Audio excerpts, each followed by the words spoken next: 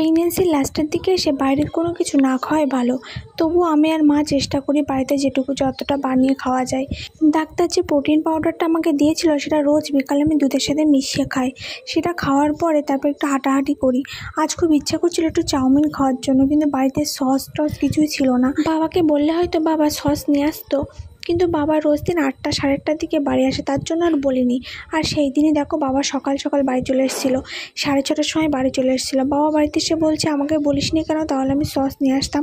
আমি বললাম যে আমি কী করে জানবো তুমি আজকে সকাল সকাল আসবে। তো বাড়িতে শশা ছিল, মা শশা কুচিয়ে নিয়েছিল, বলছে শশার সাথে মিশিয়ে দিচ্ছি, দেখ ভালো লাগবে খেতে। তো শশা ছিল আর বাড়িতে একটু ভাজা ছিল, ভাজা শশা দিয়ে মিশিয়ে খেতে চাউমিনটা অনেক ভালো লাগছিল। আমরা 3জন ভাগাভাগি করে খেয়ে নিলাম। আগে আমি এমন ছিলাম যে কোনো কিছু খেতে ইচ্ছা হলেও তেমন কিছু প্রকাশ করতাম না যে আমার এটা খেতে ইচ্ছা হচ্ছে বা আমি খাবো।